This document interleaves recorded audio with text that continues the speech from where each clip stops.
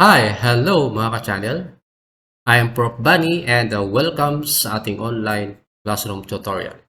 Ang today's topic, we are going to create a password with the Microsoft Word, the PowerPoint, and the Microsoft Excel.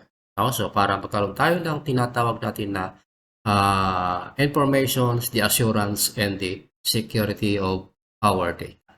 Okay? Pero bagong lahat, nais ko munang magpapasalamat sa lahat ng mga viewers, sa lahat ng mga nag-files, o lahat ng mga likes and shares, and lalong-lalo na sa mga nag-subscribe.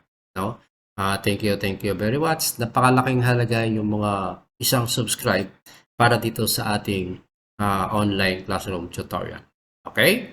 So, shoutout ko lahat ng student ng Trinity University of Asia, Systems Plus Computer College, and the Electoral College of Technology. Okay? So, let's get started. So, ngayon, mag-open tayo ng Microsoft Word. Okay? So, lalagyan natin siya ng content, for example. Okay? So, welcome.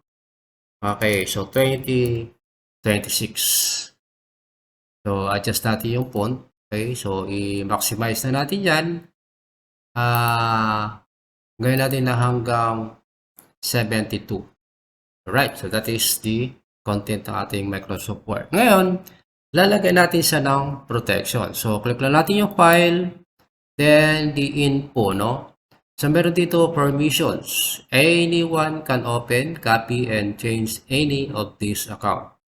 Okay? Ngayon, lalagyan natin siya ng protect document. So, pag sinabi natin mark as final, let readers know the document is final and make a read-only memory. So, ibig sabihin yan, pwede niyang gamitin pero hindi niya ma-edit. Hindi niya mababago yung content ng PowerPoint.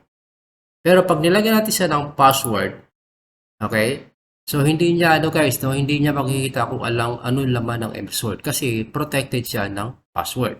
So, halimbawa, maglalagay tayo ng JPM 2026. So, dito, guys, no, i-re-enter lang natin siya.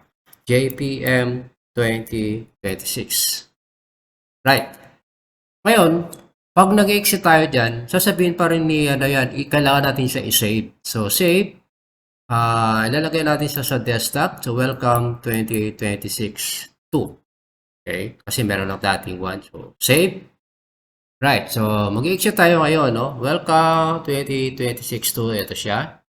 Pag mangyari, pag dinouble click ko, yun, manghihingi siya ng password. So, sabi niya enter password. So, kailangan lagi nating meron tayong mga tinatawag natin na hint kung paano natin maalala yung ating mga password. So, JPM 2026. So, click mo lang yung OK.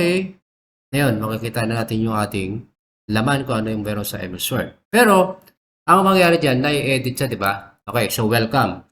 So, gagawin natin yan, gawin natin siya as final. So, end po, then protect, mark as final. Okay, so the document will be marked as final and then save. Click OK. So, pag na-exit tayo, alright, so double click. Okay, so manghihingi pa rin siya ng password. No? So, JPM 2026. And, try natin kung may edit pa niya. No? Halimbawa, nag-backspace ako. So, hindi niya madidelete. So, yung ganun ka-safe guys kapag gumawa tayo ng ating security sa ating MS Word. Ngayon, let's go to the Microsoft PowerPoint. Okay, so we have the PowerPoint. So, meron na dating nakahingi ng dalagyan ng password. Okay. So, open tayo ng PowerPoint. Okay. So, halimbawa, lagyan natin siya ng pangalan. So, ang gagawin mo lang siya, file, info, then encrypt again with password. Requires a password to open this presentation. Okay?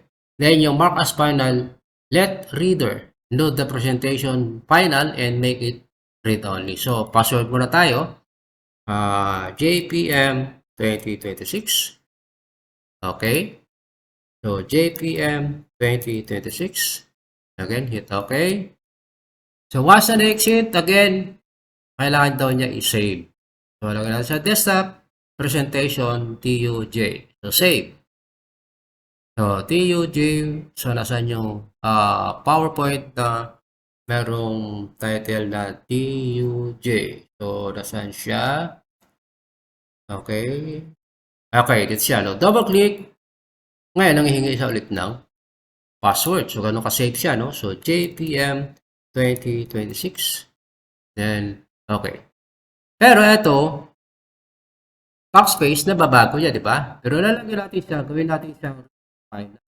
Click, selection, mark as final, then hit OK. Again, kapag nag-exit tayo, TUJ, so same lang din, manghihingi mo lang siya ng password, so JPM 2026. Then, lagyan natin yung mouse dito guys, kahit mag-backspace tayo, hindi niya may edit. Okay? So, gano'n ka-safe kapag tayo gumagawa ng ating security and assurance dito sa ating mga presentation. So, let's take for example the Microsoft Excel.